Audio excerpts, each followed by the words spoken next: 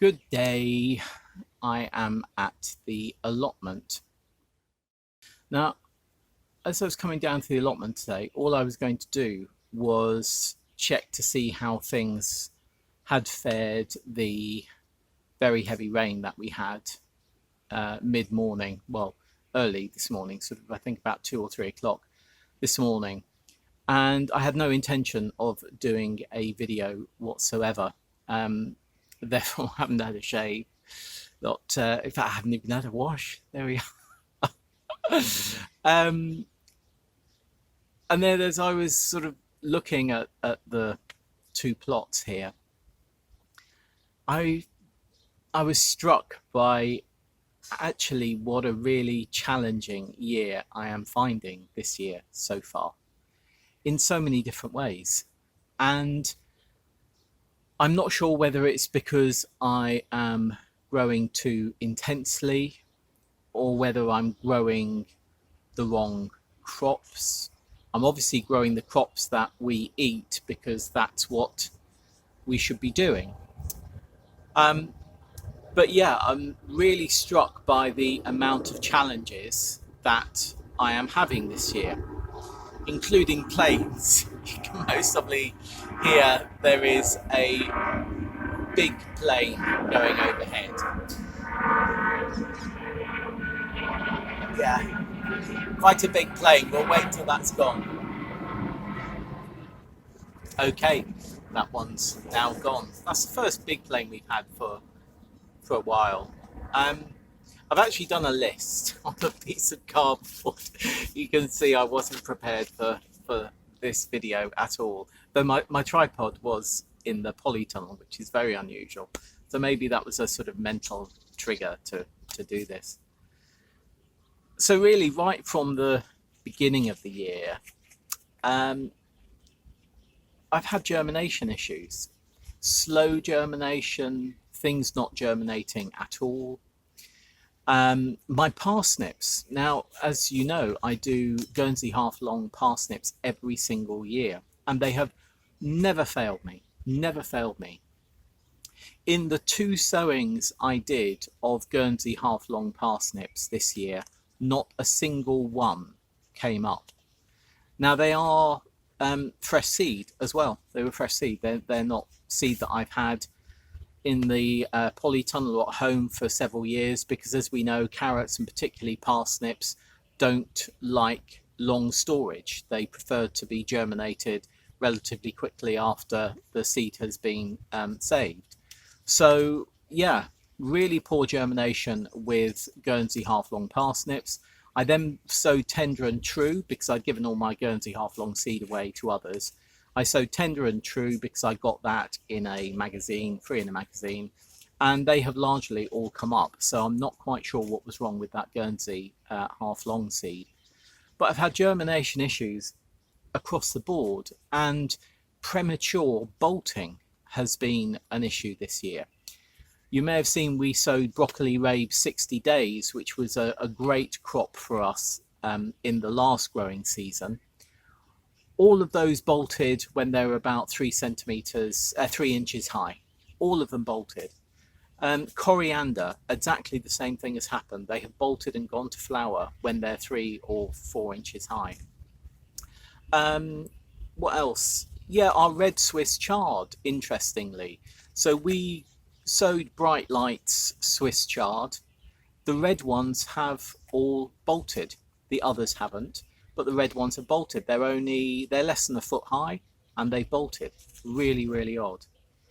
Then moving on, you will have seen, or you may have seen, if you haven't watched our video, you won't have seen, we had an issue with our onions and our garlic this year as well. We usually do really, really well with onions and garlic. I did try some of our onions a different way. I planted them a bit deeper. But actually, I don't think it was that was the issue. I think the issue with the onions was the fact that I let the Mizuna grow around it. And that was stupid. I don't know why I thought that was a good idea. I really don't know why I thought that was a good idea, because I know that overcrowding onions, leaving weeds to grow around onions, will cause them not to do so well. So Mizuna, of course, that's going to have the same effect. It will just be like a weed. It will trap the water in the soil, and we got quite a lot of white rot this year in some of our onions, and I think it's because of the Mizuna. So we had 2 beds that had Mizuna in. It had self-seeded. It wasn't that we seeded it with Mizuna, it self-seeded. And both sets of those onions did not do well. They had white rot or just rotted away completely. I think the soil was just too wet. It's another plane going over. It's slightly smaller ones, so we'll just leave it go. What I did find as well on some onions on our top plot here, in fact in that bed over there, when we took them out, was Allium Leaf Miner. Allium Leaf Miner. I mean, I don't know. It has now made me think that I'm not going to grow rather onions again next year. I do want to grow garlic. I would rather grow garlic than onions. So I'm going to grow garlic and leave the onions for a few years. Of course, that may change, but hey, life does change. But at the moment, my plan is not to overwinter onions next year. I might sow some and then put them out after the Allium Leaf Miner has been active, which I think is around March or April, though I need to check that. So yeah, white rot Allium Leaf Miner. Now on the Swiss chard, we have Leaf Miner. So not only has the red Swiss chard bolted, but on all of the others we have Leaf Miner. You know, real issue. It looks like scorching of the leaves, but it's actually a pest. We also have swede and turnips and some more radish in, and all of those leaves have been eaten by flea beetle. So the radishes are still sort of producing quite well actually. The turnips should be bulbing up quite soon, but the swede have been sort of largely decimated. Another small plane going over. So the swede have been largely decimated, but we will just see how that does. I am going to plant more swede and more turnip seed, and I'll see if there's anything I can put on the soil to try and stop that. Potato leaves. Our potato leaves on our earlies on the lower plot, one variety, and I think it's Swift. Slugs, I assume slugs, have just got to them, have just decimated them. And I don't understand why. The ones next door to it, the Sharps Express, seem to be largely okay. But the Swift have been decimated. I'll show you that as we go along. Also, generally, I've had a little bit of an issue with compost this year. You may have seen on various videos that there is actually a disease in municipal composts and, in fact, bag composts. I'm not sure whether we've had that, but I have noticed that some of the compost that I have bought from, is it Westland, just didn't seem to want to get anything to grow in it. So that has been a challenge. So as I was walking down here today, I was thinking about all of those challenges, and obviously the garden, I mean, you know, the allotment, look behind me, I mean, it looks lush and it looks green and lovely. But there are certainly challenges that I'm having this year that I do not think I had last year. But of course, there are also the success stories. So this year I have been able to grow radish for the first year ever.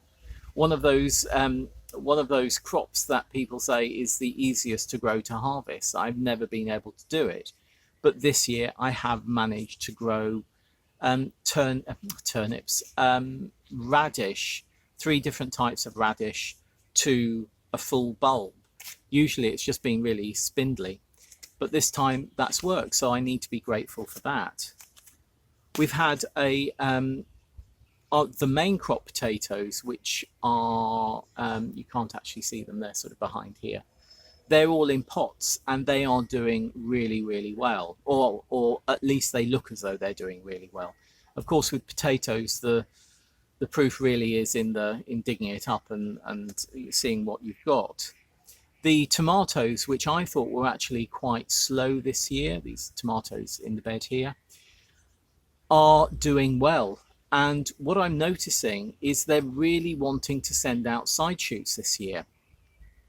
We, on Friday, was it of last week, Richard and I did this bed. We took all the side shoots we took all of the side shoots out, but left 2 side shoots on, 1 side shoot on 2 plants, because we're actually going to propagate those. But we took all the side shoots off these tomatoes here, and looking at them today, some side shoots have come from where we've taken them off, and they're sort of a good couple of inches long. So we're going to have to go and take those side shoots off. Now, when these tomatoes do actually get to 2 strong shoots at the top, I do then leave that on, just so that you know. I think it increases the amount of tomatoes we get. What else has been good? Lettuce. Lettuce is doing really well. We can't see, got a bed down here of lettuce, which is absolutely great. Carrots seem to be doing really fine. These are the carrots here. The nonce carrots seem to be doing better than the white carrots and the yellow carrots, but maybe that's just time. I don't think we'll be harvesting anything from the carrot bed for about another fortnight, but that's because I sowed a bit later than I did last year. Collard greens, the collard greens which are on a bed behind the carrots here, they're doing really well as well. We have carrots and parsnips from last year on the lower plot, and we're hoping to save seeds from those. Those are both looking, both the carrots, there's about 6 carrots we've left and 1 parsnip. They look really good, so pleased about that. Our squash is doing well. So our cheeky prince has taken off in the lower plot. There's also some cheeky prince and crown prince in a plot to my left over here, which are doing well. And we've also got crown prince and Erica's spaghetti squash at the community gardens, and it's doing fine there as well. So those are doing well. And flowers. This year was a year, another plane going over. This year was a year where I wanted to grow more flowers, and actually, yeah, doing quite well on the flower front. So pleased with that. In about a week or fortnight, the oxeye daisies on the lower plot will be out, and I think they will be absolutely stunning. So yeah, that's it. That's really what I wanted to do a video about today. As I said, I didn't expect to do this video today at all. It just so happens, as I think many of you know, I video on my phone, so I always have my phone with me. Just so happens the tripod, as I say, was in the polytunnel, which again is unusual. And I thought it was important to just do a video to show that when we go around our allotments and they look really, really good, there is a huge amount of work that has gone in behind what we do. There's a big rat over there.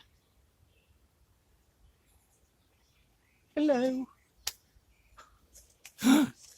It's over by the compost. It seems to be sitting quite happily staring at me at the moment. Oh, James Herbert, eat your heart out. Yeah, a lot of work goes into what we do, and many YouTubers know a lot of work goes actually into editing the videos and then putting them up, because that's not an easy process either. You usually find that if you do a 15-minute video, then it takes about 3 hours overall to edit it, render it, upload it, put all the details on it, things like that. Anyway, that's what we do. You don't need to worry about that.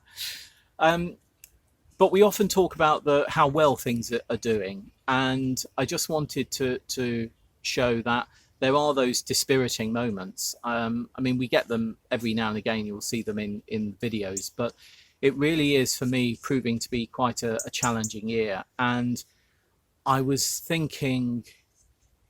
actually thinking, if this year is really, really bad, is it worth continuing?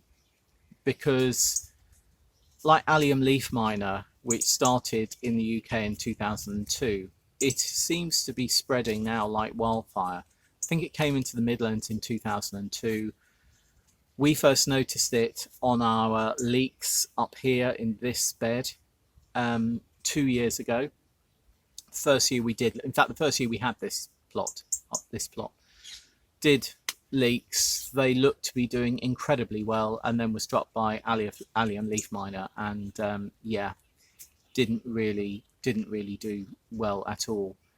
So decided that we weren't really going to do leeks again, though did happen to do some last year, but not going to do leeks again. Not going to do onions again unless I actually sow them myself. But yeah, sorry, I'm rambling now. I just wanted to show that we do have challenges, and we try and get over those challenges. And I think the joys hopefully outweigh the challenges.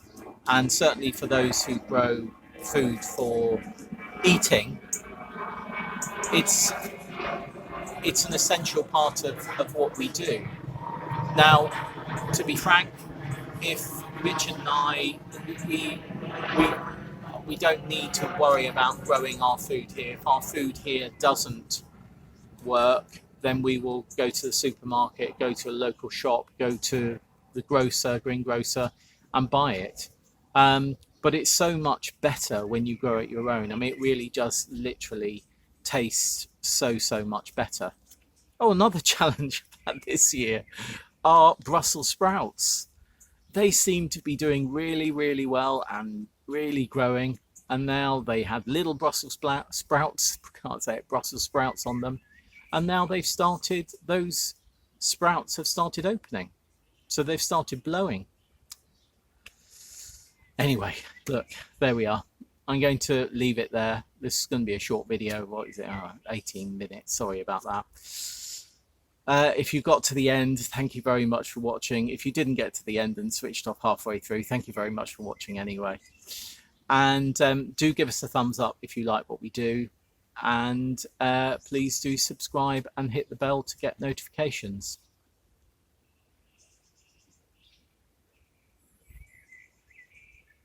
I can hear a toad now.